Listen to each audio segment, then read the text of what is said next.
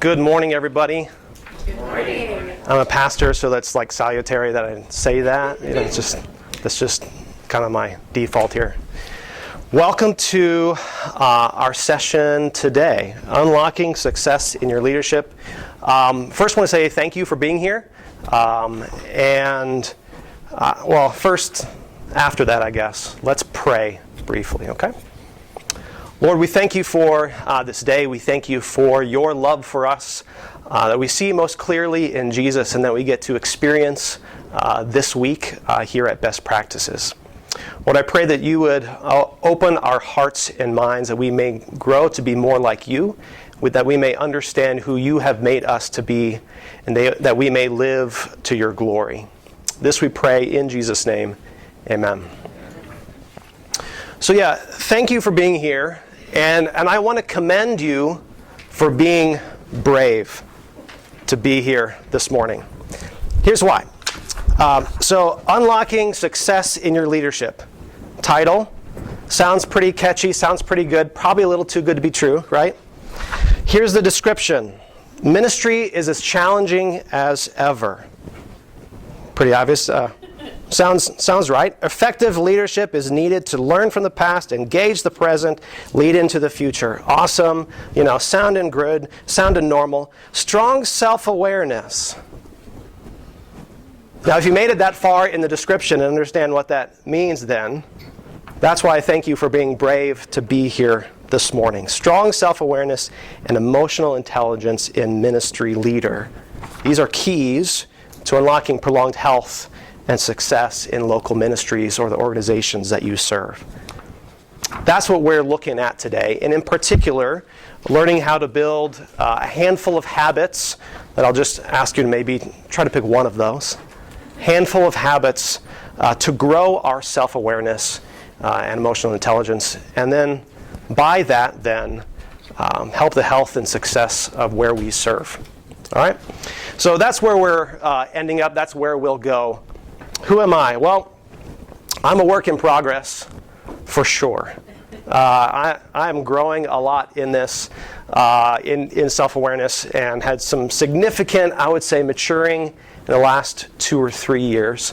A lot of that, what started some of that was going through the Townsend Institute, and I'll tell you that here in a second. But this is my family. I'm married to Darcy. We've been married just over 11 years, and we have 4 kiddos. Caleb, our oldest, he's 7. Krista down here, she's 4, almost 5. Kara is 3, and Abby is 1. We are in Dallas-Fort Worth area in Texas. So if you get your Texas map out, we're like right here.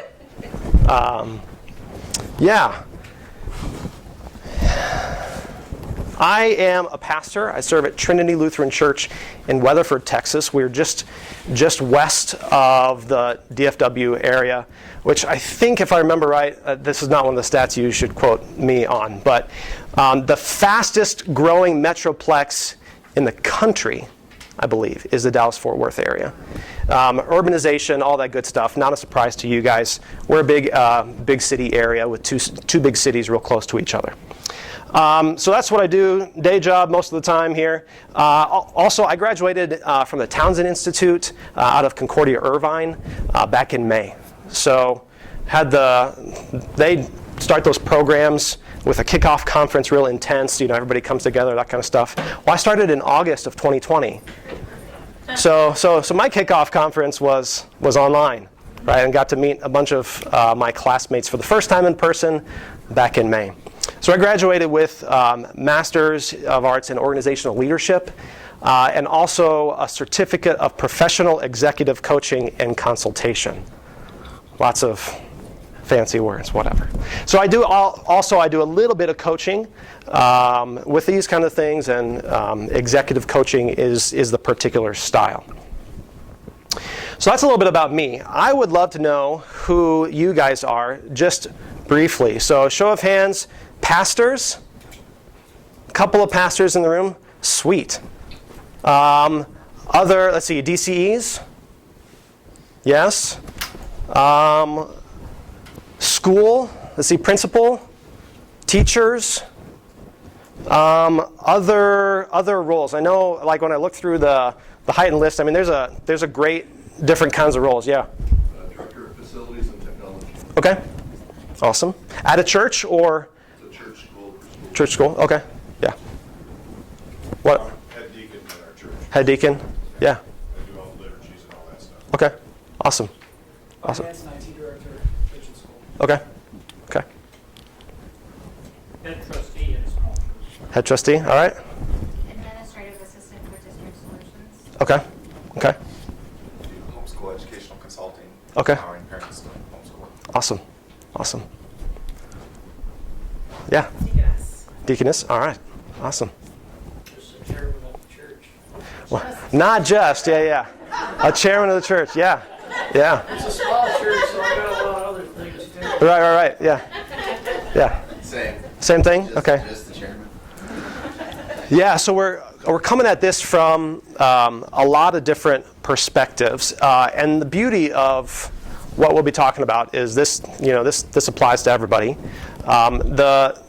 Most of what I would say is the source of this presentation was my capstone work in the master's program, so a lot of kind of study there.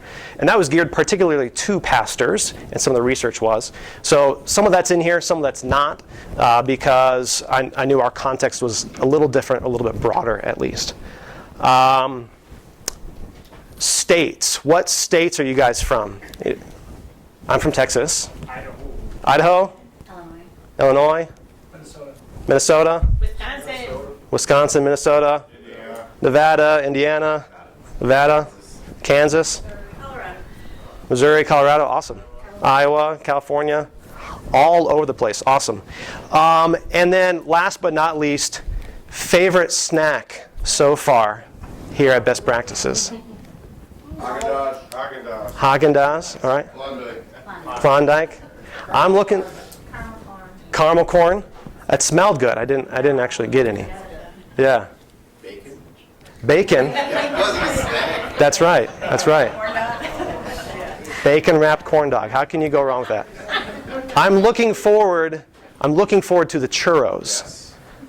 I'm hoping that's now or maybe after lunch. I don't know. I feel like it's usually an afternoon thing. I don't know. They want bacon around outside. Not, yeah. At the end, yeah. Yeah. So. Maybe bacon wrapped churros. I don't know. Sweet and salty. Caramel, yeah. Now you're just getting me hungry. You're just getting me hungry. So, yeah. So, why does this matter? So there is a study from 2018 of 2 Lutheran congregations in Seattle. And what's fascinating is because there's a ton of similarities between these 2 congregations. They were founded just 2 years apart, 1915 and 1917. They had the same kind of socioeconomic background, makeup of the congregation, same educational level, similarities kind of, just right there. And yet, there's one major difference. When they looked at the time between 2001 and 2008, one was a thriving congregation that grew. Its attendance grew from about 300 to about 350, so a 15-16%, something like that. The other one declined from around 200 in attendance to about 130. And in this study, some of the specific things you can look at yourself if you'd like. I can send that to you. But what the author found was the main difference was leadership. In particular, the pastor, right? There was sole pastor in both of those contexts. So leadership matters. Not a new concept to you, right? But all of you talked about different roles of leadership that you were in. And even as volunteers, even as nobody with an official title of authority, there's leadership and influence that we have and that we can use well. So leadership matters. And Again, so you'll have to, if you were in Tom Fotenauer's plenary yesterday, I'm going to talk about basically the same stuff, right? Current state of the church, right? And so I'll just fast forward through this and watch. I mean, he did a better job at this than I will. So there's a lot of decline in the last, in the state of the American church, a lot of decline, particularly in the last decade. Pew Research Center has some articles from 2019 and 2021 that talk about, for the first time in essentially history, the number of people who say that they go to church at least once a month dipped below 50%. Right, I think that was 2019. Current research suggests that number is more like 33%. Now, we know the pandemic added more complications to things. And add this to, and particularly in LCMS, but I think this is beyond us, right? This need for pastors. So again, there's only a couple of pastors in here, so that this kind of is my world. But and you'll have to forgive me on this one as well. I remember reading this in the Lutheran Witness, but I tried to look for it and I couldn't find the article that I remember seeing. It was something like, in the next 5 to 10 years, we'll be losing about 3,500 of our pastorate. So we have about 6,000 congregations, about 9,000 pastors, retired and otherwise. And in about the next 5 or 10 years, losing about 3,500, whether that's retiring, whether that's going to be with Jesus. And even if you would say, well, there's going to be new pastors, right, with the two seminaries, even if you'd say there's 100 new from both of the seminaries combined, which the numbers are not that would be 1,000. So we're still looking at 2,500 deficit in the next 5 to 10 years. So that's alarming, and that's not what we're going to talk about. I bring that up to say leadership is especially needed. Effective leadership, good leadership is needed in this context, in this time.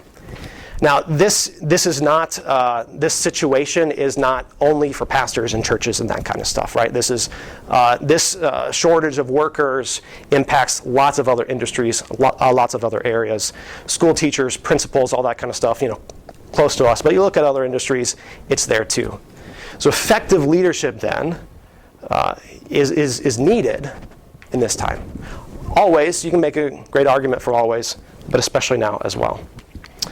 This is, again, you saw this yesterday, baptized membership in the LCMS. Now, I'm a pastor, so I feel it's my job to talk about theology at least a little bit here in our time today. Because this talk is not necessarily grounded in the gospel. Right, so we talk about the gospel in really, if you talk about who God is, Father, Son, Holy Spirit, the gospel primarily is this message about Jesus, right? So that would be the second article primarily. But certainly, we don't want to separate God too much here, right? Because gospel comes from all of God, first and third articles too. What we're talking about today really fits under what I'd call first article truths. Of how God has created things, how God has made order, and how we understand and see God's creation and how that plays out. So a lot of this comes from more like that the idea of sociology, of how people interact with each other and how God has made us as individuals.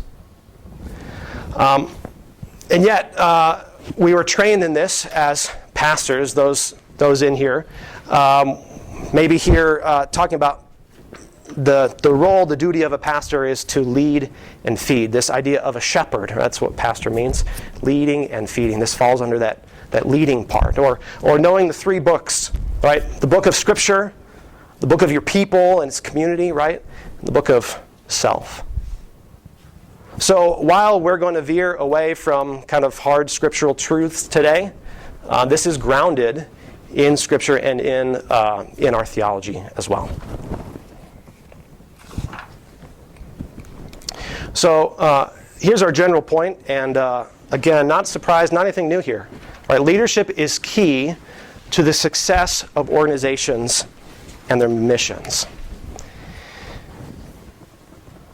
Your leadership in the organization you are a part of, whether that's in an official capacity, whether that's as staff, as volunteer, your role, your leadership matters. It can help and impact your organization fulfilling its mission, fulfilling its purpose. Because guess what? Your organization isn't around for itself. The church, a congregation, isn't around for just its own members. A school isn't around just to say, oh, how great a school, right? You need to have families and serve the community. Whatever organization you're a part of, it's not just around for itself. And so in order to fulfill that mission, to fulfill that purpose well, your leadership has an impact, and growing in your leadership is important. So what we're going to talk about today is, this is our goal for today, to see and to know and to grow that strong self-awareness and emotional intelligence are keys for leaders to unlock prolonged health and success in local ministries and organizations. So this is not new in the for-profit world. Lots of studies on this, lots of money spent, lots of careers around this. And they've got the money to do that, and it matters, right? In the end, organizational health and success matters to the bottom line. In the end, the bottom line isn't the end-all be-all, because organizations exist to serve and to fulfill things bigger than that. But the bottom line matters, right? And if other organizations who care more about the bottom line sometimes, maybe than the mission, or who as church or as kind of ministry, nonprofit organizations, we'd say that our mission maybe is a more important mission than others, then maybe we should pay attention to some of this. Wrong one. So what we're going to look at today is talk about emotional intelligence briefly, define what that looks like, some of its components. Then we'll delve a little bit more into self-awareness as a component of emotional intelligence. And finally, work into looking at habits so that we can build self-awareness in ourselves. Okay? So, what is emotional intelligence?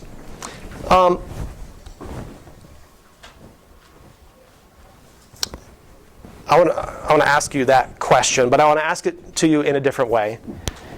When you see someone and say, ooh, they have high EQ or high emotional intelligence, what's that person like? How do you experience that person?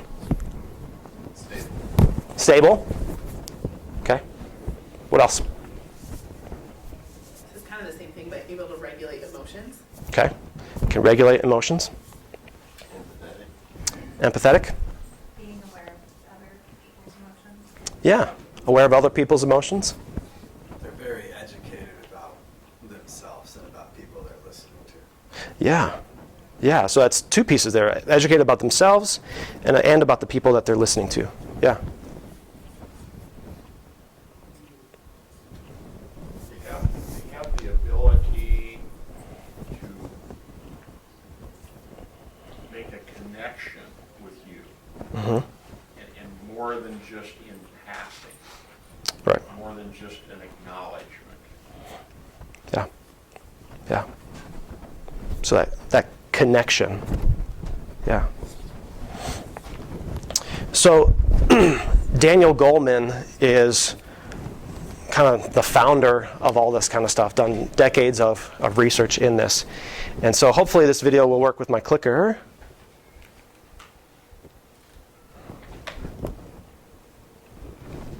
This is about 2 minutes of him giving just the basics of what emotional intelligence is and the components of it. Start for you. That'd be great. Yeah, just click in the middle. Yeah.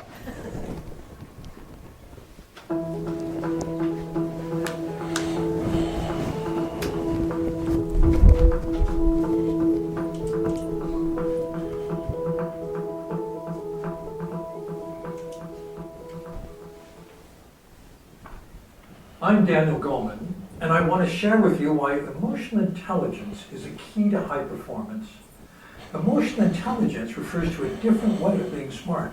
It's not your IQ, it's how you manage yourself and your relationships. It's not usually taught in schools. You learn it at home, on the playground, or in the office. There are 4 parts to my model of emotional intelligence. The first is self-awareness. The second is self-management.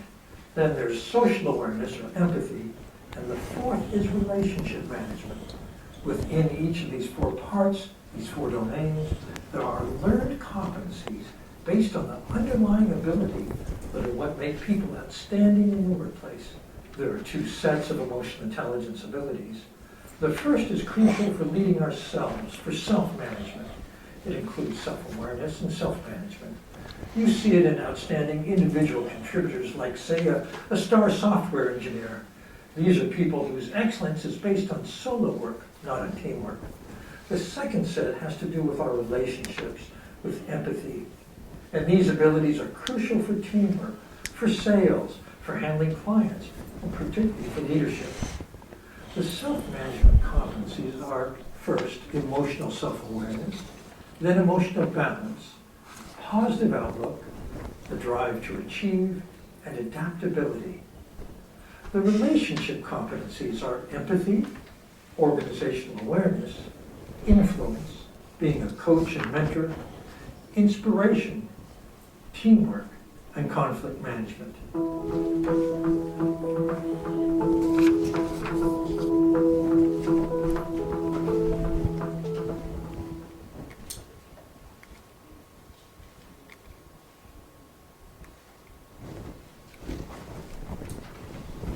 I'm going to sneak past you here.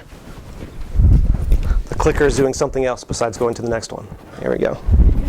Does that work? Yes, perfect. All right. So, excuse me, four pieces of emotional intelligence. And you'll notice that self-awareness is one of these. How would you describe or define self-awareness? How do you see self-awareness in other people? And maybe that's different than emotional intelligence. Maybe it's the same. What do you think? They know who they are. They know who they are. Yeah. They know their strengths and weaknesses. Yeah. Know your strengths and weaknesses. Mm-hmm. Comfortable with it. Comfortable with it. Yeah. Which makes them they're nice to be around. Yeah. Nice to be around. Yeah. I think they have the ability to identify an emotion, but then also not just name it, be able to claim it so it doesn't control them. Yeah. Yeah. They're adaptable or flexible. Mm-hmm. Adapt or flex different situations. Yeah. Adaptable, flexible. Yeah, so here's how we're going to define self-awareness today. This is from a researcher named Tasha Urich. She defines self-awareness as the ability to see ourselves clearly. Okay, and there's a couple components to that. One is understanding who we are. Then it's also understanding how others see us. And finally, putting it all together and seeing how we fit into the world. So self-awareness is certainly just a piece, a portion of emotional intelligence as a whole. But research suggests that self-awareness is the gateway into growing into all the other competencies and growing into emotional health in general. Okay, so that's really why we're focusing on self-awareness in particular today.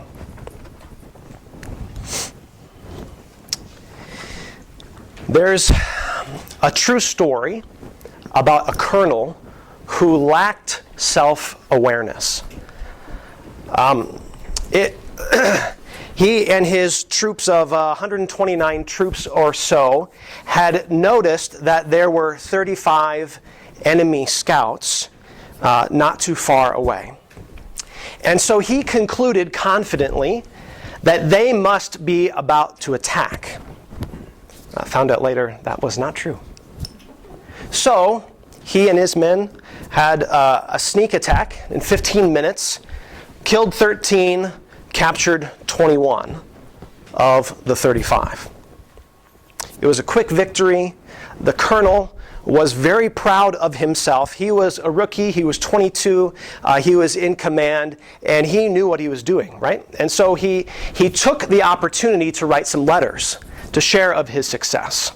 The first was to his commander, and he started off with the first 8 paragraphs saying how much he wasn't paid enough. And then he went into recount this story. He sent another one to his younger brother where he says something like, I heard the bullets whistle by. And there was some, what does he say? There was a charming sound to it. Right? And so anticipating then that the enemy must be bringing some retaliation. So we need to find a place for a good defense. And they found this meadow area that was surrounded by dense forest, and he thought this was the perfect place to make a defense. Right? After a couple days, they had it built up. He was so proud of it. He said he wouldn't fear 500 men who came. He knew that this battle would be momentous. And it was, but not in the way that he had hoped. 700 enemy soldiers came and sat in that dense forest in 3 columns who were able to shoot on their enemies, the colonel and his forces, without really them being able to see or aim accurately. And while the colonel and his forces were able to take out 30 of their enemies, they suffered 100 that were wounded or dead. And if it weren't bad enough, it started to rain. Downpour in the middle of this. And this meadow was kind of soft ground, so it turned into a swamp real quick. And their ammo got wet, and so he surrendered. Signing in a different language, admitting to war crimes and lots of other things that he didn't know that he was doing. Right? He left with his tail between his legs, and rather than accepting a demotion, he just quit.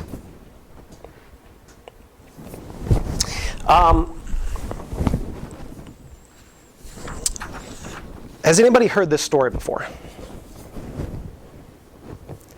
So the date was 1754 in Great Meadows. The colonel was George Washington. How do we remember George Washington? Father of our country, great leader, great military mind, right? And actually also very self-aware. So Tasha Urich and her team did lots of study on self-awareness and people who were strong in their self-awareness. And what they ended up finding is what they called unicorns. And the colonel is one of the earliest unicorns in our country's history. And unicorns are people who started out not all that self-aware in their adult life and gained it significantly over life. There are some people who are just kind of naturally good at this, and they can't explain why or whatever, and that's fair. What she studied was these unicorns so that people, me, the work in progress here, and you too can learn these skills, because self-awareness is a learnable skill. We can all learn that. We can all grow in this. No matter where we're at in life, no matter what we're up to, no matter what role we have, it's worth learning and putting the time in. Because in the end, this affects our relationships, affects our leadership, it affects all of our life. Urich goes so far as to say that self-awareness is the meta skill of the 21st century. This is the thing that overarches everything. If you want to be successful, this is the place to put some time and energy into.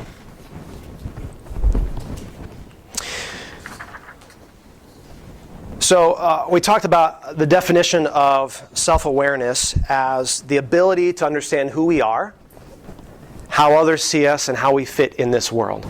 There's basically then two components that you see that we hear in that definition. Knowing who we are, that would be that internal self-awareness. And then knowing how other people see us is the external self-awareness. And what's interesting is that there's a balance here that's needed. There's a tension. There's a back and forth here. Let me see if I'm supposed to say this now or later. We'll just say it now because I'm thinking of it. You probably know someone who is high or is strong in one of these, but lacks the other. Right? So someone who may know themselves well, one of the examples in Urich's book is someone who spends thousands of dollars on like meditation retreats and is a jerk at work. Right? He's just an obnoxious boss. And it's like, okay, he's strong here, but man, it's missing there. Or the opposite, right? So someone who can really sense what other people feel about them and understand, and maybe put too much emphasis on how other people think about them, right? And then they lose themselves. Right? So true self-awareness, healthy self-awareness is this interplay, this balance between both, right? Because both realities are there and have some input into the truth, and yet you need to have both. One is not one without the other, right? So here's what internal self-awareness is. This is probably what we most clearly connect with self-awareness, right? Is an inward understanding, right, of ourselves, our values, our passions, our aspirations, our ideal environment, like, where we work well, where we rest well, that kind of thing. Our patterns, our reactions, our impact on others, right? Understanding our emotions, how we handle things, how we react to things. That's that internal portion of self-awareness. The external is knowing how other people see you and how you impact them. So these two components then, internal self-awareness, external self-awareness.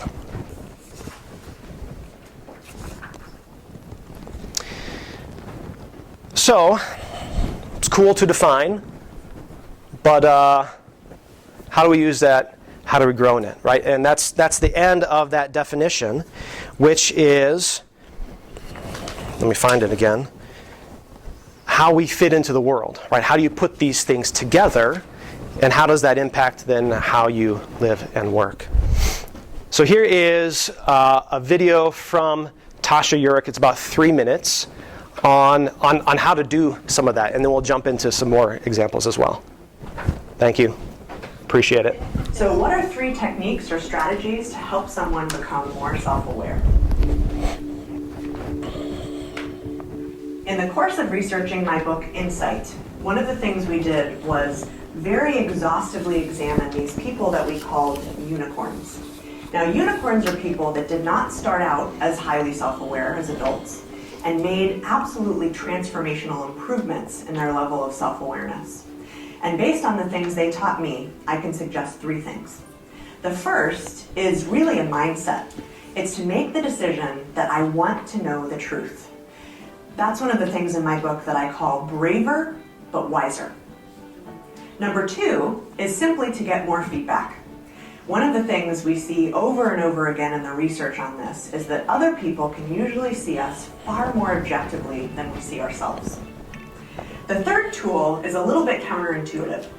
A lot of times when people try to become more self-aware, they ask themselves why. Why did I do this? Why do I want that?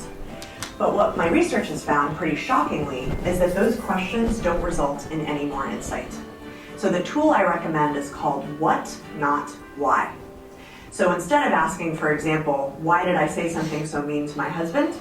You might say, What do I want to do to change our relationship? One person that's a great anecdote of what happens when you improve your self-awareness is an executive I worked with a few years back. Let's call him Steve. And although Steve thought he was pretty amazing, he was doing a terrible job of leading that function. His people were intimidated by him.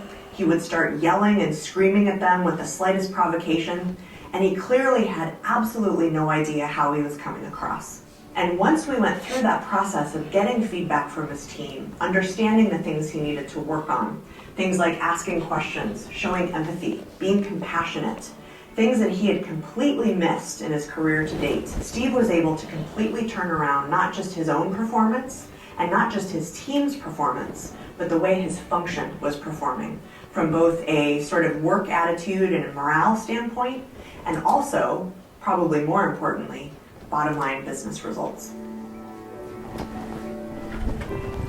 Awesome. You can just click to the next slide.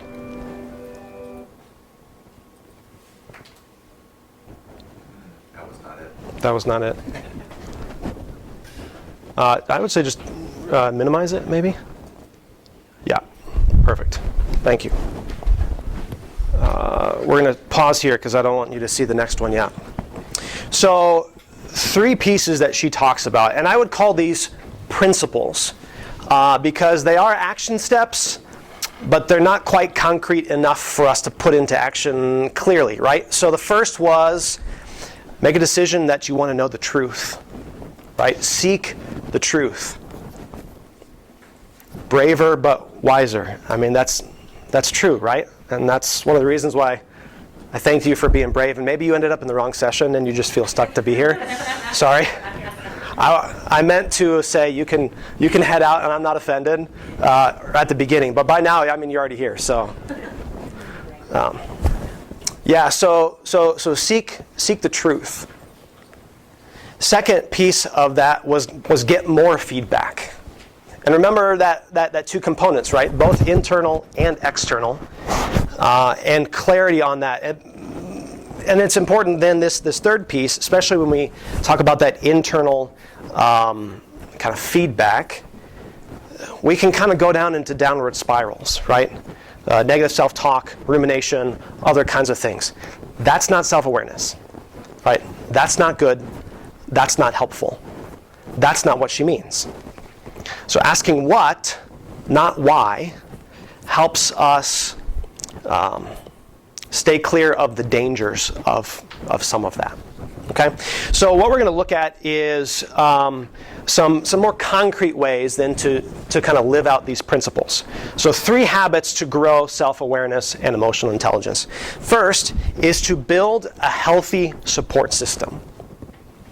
This is the foundation of who we are and the foundation of being able to grow in really probably anything, but especially this as well. Second is a habit of intentional self-reflection. And there's particular ways to do that. Again, we want to protect from some of the not so great ways. And then finally, receive a regular objective feedback. You may notice here, this is kind of a foundational piece, but this gears toward that internal self-awareness, and the final one gears toward that external self-awareness. Building a healthy support system. Great leaders have great support systems. That's it. Great leaders have great support systems. Everybody needs a support system, no matter who you are, right? And we kind of get that. And some of that is that introvert, extrovert type stuff that you'll maybe more naturally kind of lean to. I tend to be more introverted, and so this has been hard for me. And yeah, I'll tell you about that in just a second. But you need people who are for you, who are on your team, who are on your side, who will encourage you, who will be there for you, who give you what John Townsend calls relational nutrients. Now, I would refer you to that session, but it's going on right now. So you'll have to go back to it. I've got a book that, where it's from, so I'll show you that here in a second as well. Relational nutrients, we kind of get that idea just from that title here, but God created us to be in community, right? This is that relational piece. We need people to encourage us. We need people to affirm us, to give us, to attune to us when we're going through ups and downs of life. We need people to give us feedback, to give us perspective, to challenge us at times, right? This is what a good support system does. Gives us both grace and truth, and what Urich likes to call loving critics, right? Because you can have people who are loving and not a critic, right? My parents are here, right? So my mom is rarely going to be my critic. That's the reality, right? And I love her, and that's okay. That's okay, right? So you have people in your life that will be loving and not a critic, right? And you'll have people in your life, if you lead anything, that are critics and not loving, right? That's a reality too. And guess what? They don't get to speak into this. You need people. They're not a part of your support system, right? As you feel the energy drain when you interact with them, you get that, right? You need people who are both loving and critic, who will give you both grace and truth.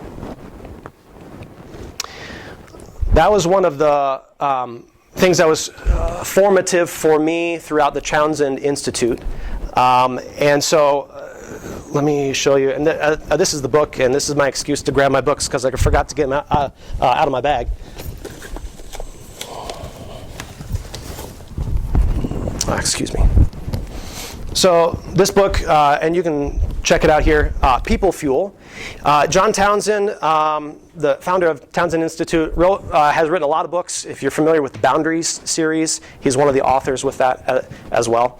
And this book talks about people fuel, right? So the foundation is this idea of relational nutrients, 7 different types of relationships, and kind of that ultimate kind of closeness relationship is this idea of a life team, right? And there's a process for how to go about that. I needed that process to be like, okay, ask them this, and then ask them this. Yeah, it's here, right? And it works, right? So you need the people in your life that are for you.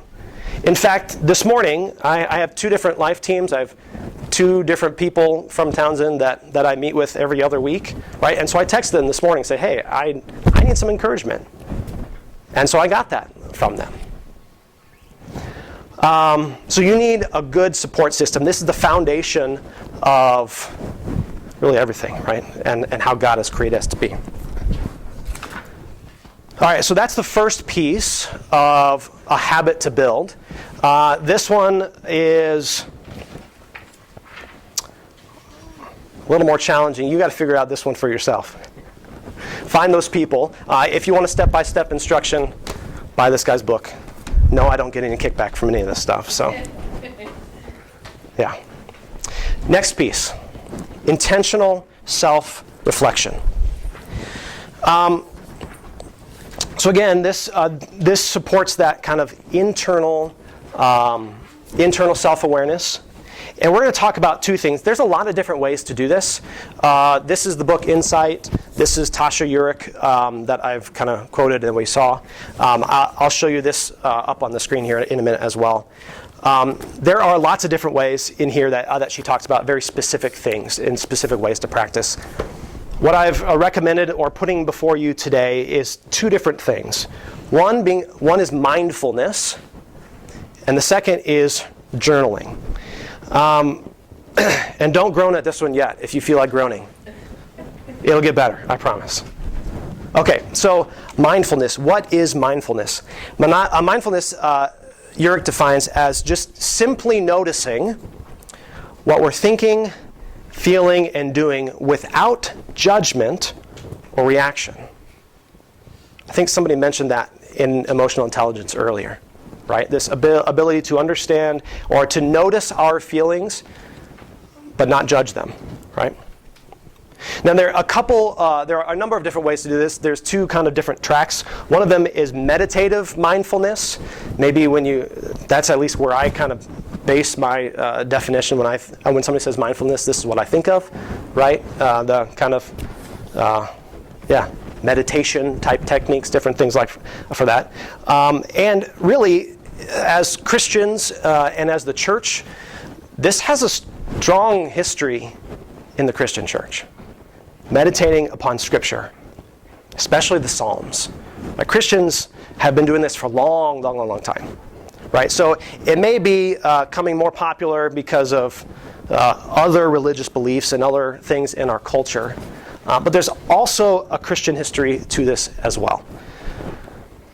But for those of you who think that's really weird and want to leave right now because of mindfulness, that kind of stuff, and meditation, please don't leave yet. But that's okay.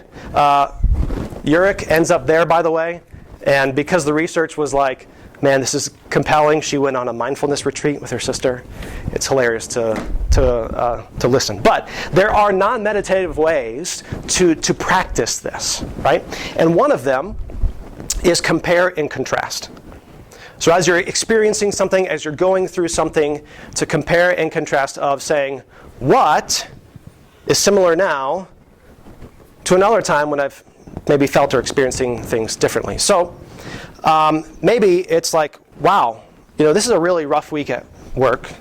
Kind of feel like maybe I should look at something else or apply somewhere else, or a long list of things. In that moment, one way to compare and contrast is say, 2 weeks ago I was feeling really good. And I was, things were going well. What is similar about the situations and what's different? What are the things that have changed that helps us give us insight into what's going on inside, some of that internal self-awareness.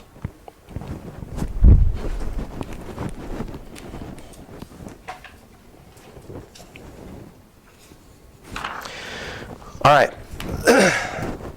So you've come, and I would like to invite you to practice some of this with me. Now, this could be a little weird, and that's okay.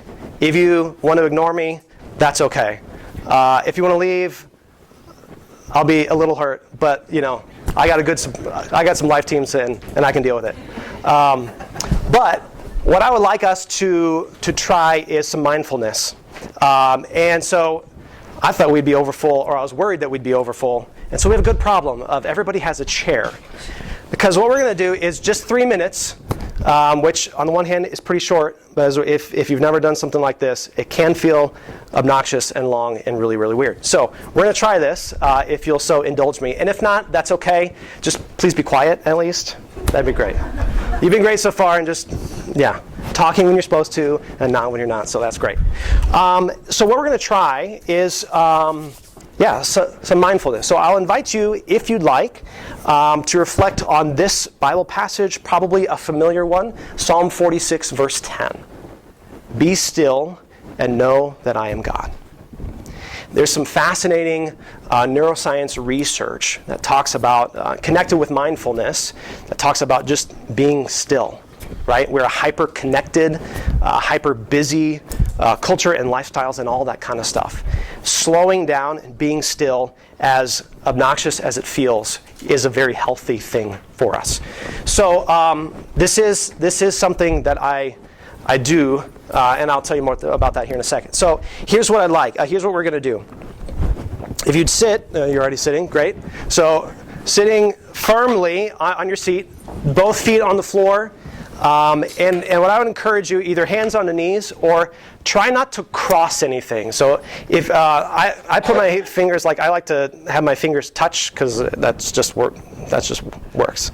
But you can hands, just try not to cross anything from your right to your left. And we're going to do 3 minutes. So just slow breathing in and out. If you want to do, say, be still, or think be still on the breath in. And know I'm God on the breath out, something like that. We're going to do 3 minutes, and notice your thoughts, but also let them just kind of come in and go out.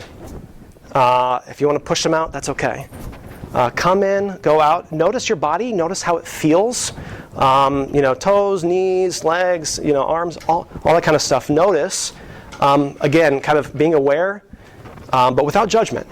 Your thoughts, how you feel, all those kinds of things. Okay? Enough precursor. So I have a timer on my watch. I will I will bring us out of this, okay? So it won't be forever, I promise. 3 minutes. All right. Go.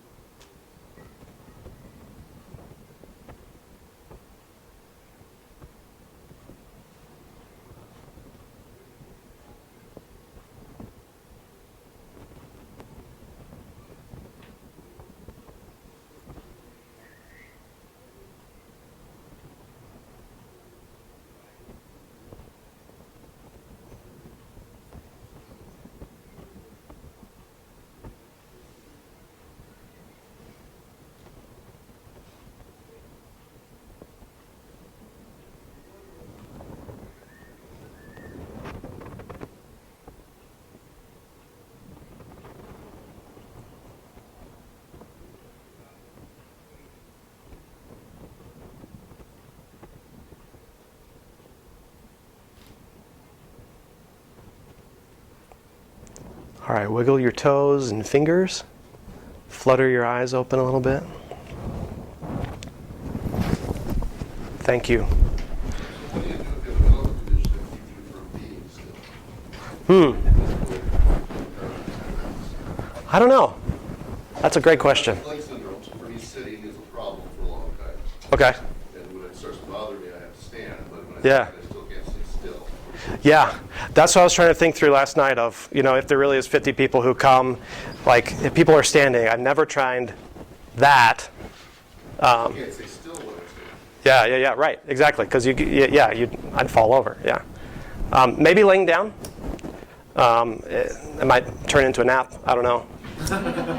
That's not all bad either. Mine is when I lay, sometimes I wake up and I'll lay in bed for an extra half hour and I'll be thinking through things. Yeah, At yeah, that time. I look at those, I'll be awake. yeah, I'll be basically going through things in my mind and really meditating kind of where you're yeah, thinking yeah. through things and working, yeah, but pretty still then laying down. yeah. Let's see. Basic question.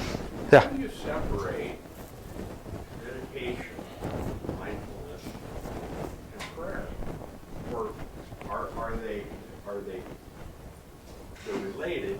But Yeah, let's circle back to that at the end. I think that's a good question. And I think they can be together and they can be separate, and I think that's okay. Because I want to ask, how was that for you guys? I cheated and looked up those gospel prompts Yeah, yeah, yeah. So That's all right. amazing. Yeah, yeah, yeah, Otherwise, my mind will just, I don't know. Yeah. yeah, yeah, yeah. Yeah.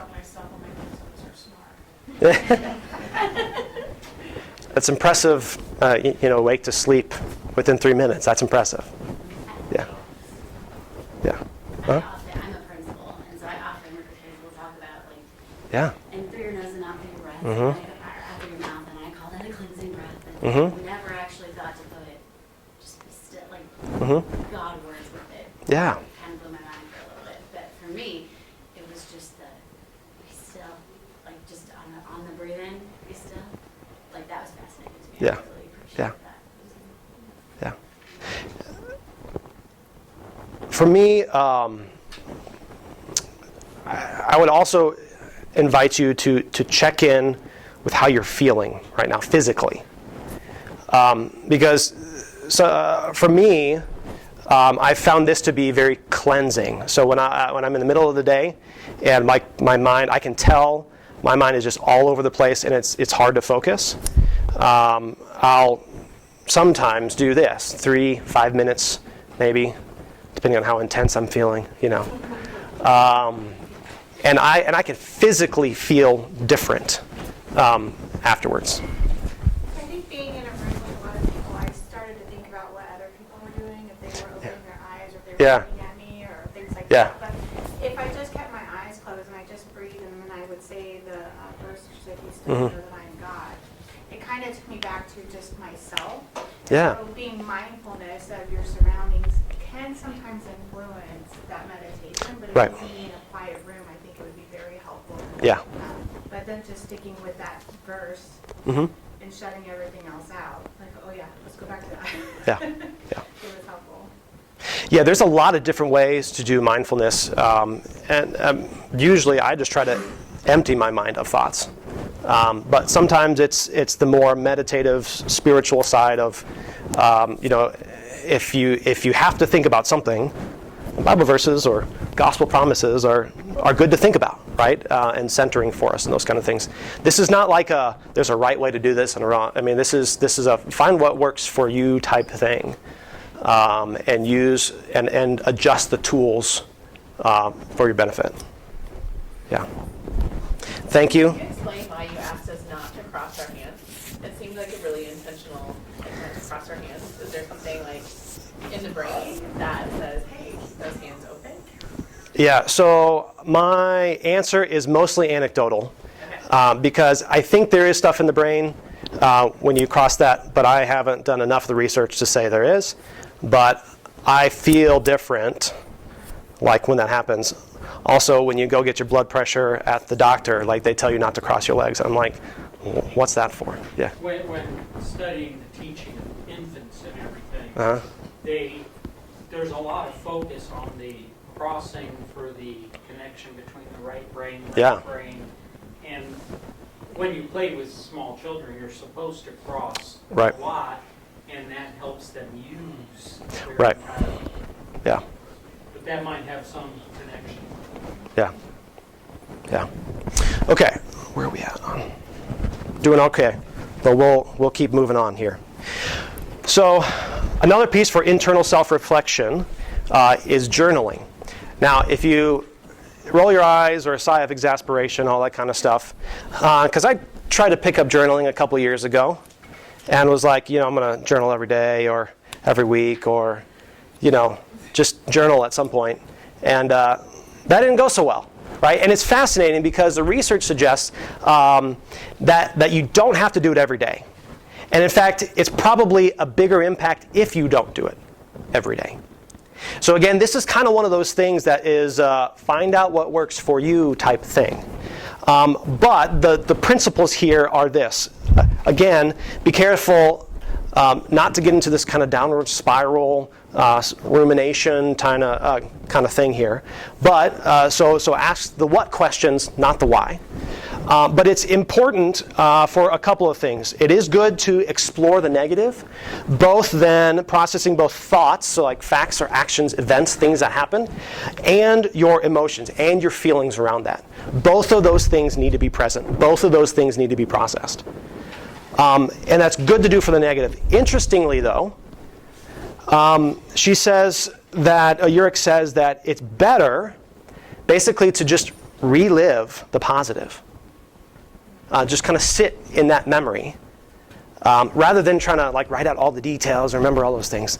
That can be fun to remember history, that kind of stuff. But to get this kind of the power of reliving positive experiences is just that.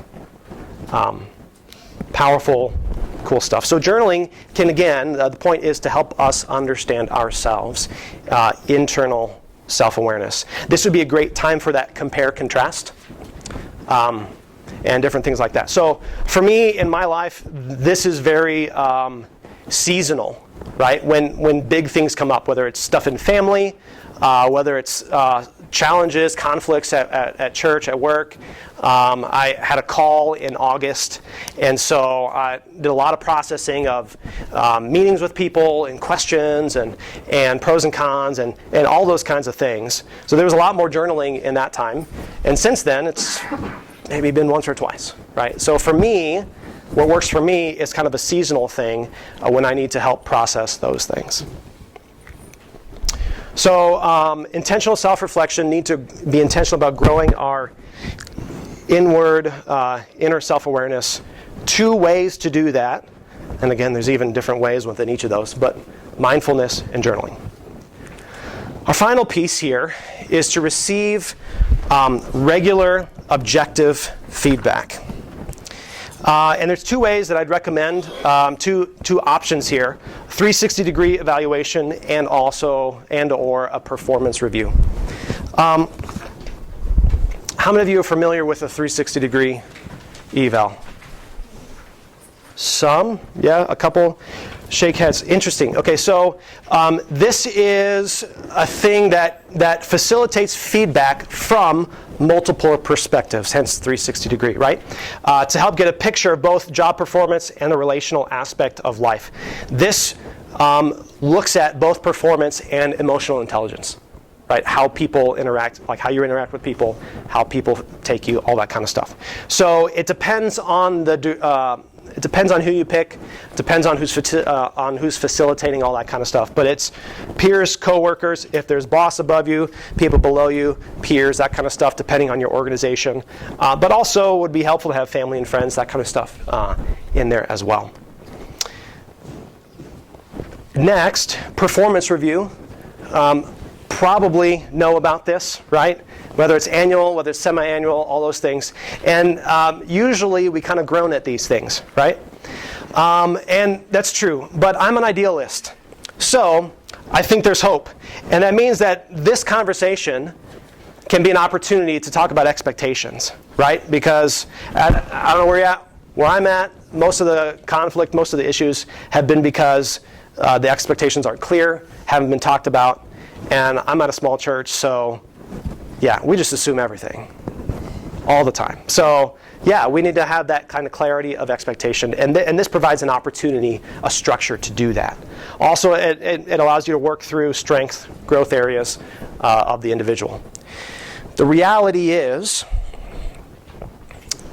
if you want this kind of feedback, either way, you have to pursue it. It's like pulling teeth. It really is. That's just the reality. In a perfect culture, in a perfect place, these are part of the system, that kind of stuff. And maybe you are at places where that's there. But most likely, you have to put in the effort to get that feedback. Right? That goes back to Tasha Urik's video. Right? You have to decide that you want the truth. You have to seek more feedback. I have a question. Yeah. Maybe you already answered it. When you talk about the 360-degree evaluation, you talk about feedback. Mm-hmm. So it's not like, say if you had your teachers do that, it's not more of an evaluation, but more of a feedback, right? Because what if they're upset and you're giving it to them right before that you made the decision on something and they're angry about it or upset. So is Mm-hmm. feedback more of how I can improve versus things I've done wrong? Or, you know what I'm saying? Yeah, good question. So this comes in, there's a structure to it. And depending on who facilitates that, so there's probably 30 or 40. It starts with a survey, right? And then it could be interviews with probably a handful of people. And so those kinds of things would come out. Someone else. The person who is administering that, so not you. So not me. Not you, right. Probably. I mean, it could be, depending on your position, but yeah, there's a lot of different philosophy differences. And They're very, maybe you have to be self-aware not to get emotionally upset about it. right, yeah. So yeah, so again, this is that balance of internal and external, right? Sometimes you have to take what other people say with a grain of salt, but you also have to say, what can I learn from that? Maybe it means you take it and say, oh yeah, they're right. Or maybe it's like, no, they're not. Or, I had to make this tough decision, and unfortunately that's kind of a result of that. Yeah. So my wife's work uses 360-degree evaluations, and so for her, it's who she directly reports to, it's her peers in the same work group and other work groups that she works closely with, and then any of her reports. So Direct reports. Mm. it's quite a few people giving an evaluation essentially of your job performance. Yeah. The downside I do see, at least for her, is that some people they'll just blow off what comes from it. Like, right. Well, they don't know what to talk about. That's been my experience with her. Yeah. Yeah. Problems don't get solved. Right. So, kind of going downhill here. So, not in the conversation, but that we're almost at the end here. Regular objective feedback. Again, these are two options, and again, it's just you're going to need to seek that feedback. It's tough, but if you want that, you're going to need to get it. So, here's where we're at. Self-aware leader. 3 habits to grow self-awareness and emotional intelligence, because our work, our organizations, our volunteering, our leadership matters. Where we serve, their mission, their purpose matters. And we're at a time, and this will probably be always, but it's challenging, right? And we do and can make an impact. So, here are the 3 habits that we looked at. Building a healthy support system, habit of intentional self-reflection, and then receiving regular objective feedback. This is what we looked at today. Emotional intelligence, looked in a little bit clearer at self-awareness, and then looked at some ways to build self-aware habits. Here's the point. Here's what I'm arguing for. Is that self-awareness, strong self-awareness and emotional intelligence are keys for leaders to unlock prolonged health and success in local ministries and organizations. This serves your team health. This serves trusted leadership for you. I think it was Stephen Covey who said something like, trust is the currency for leadership. Right? You need to have trust. This continues to emotional intelligent, self-aware leaders continue to foster trust and then success in their leadership. Whew. We made it. So, what next? Here's what I'd encourage you. Pick one of these 3. One of the 3 domains. And then pick something within one of those 3 domains. Try just one. Don't try to do all of them. I mean, maybe you're awesome and can do that, and more props to you. But chances are one is going to be better. So pick one. There. What else could you do next? Well, there are a couple of books that I'd recommend. Insight by Tasha Eurich. This is where a lot of the research came from, is there. Another is Becoming a Resonant Leader. This is a little old, but it's kind of both book and manual. It kind of leads you through some things.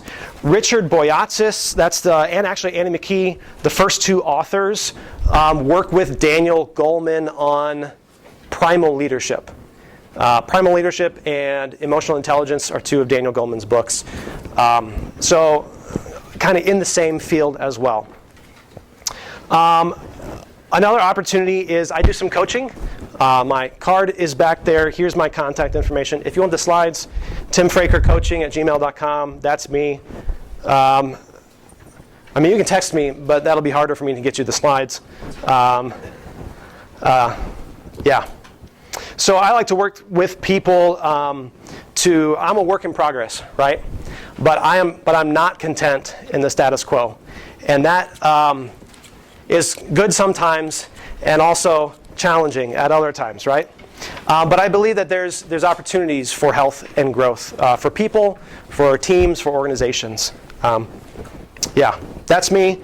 And finally, I mean, if you want to go all in, there's a master's program in organizational leadership at Townsend. There's lots of stuff that you can do there. So, thank you for being here, and I'd love to answer questions or otherwise.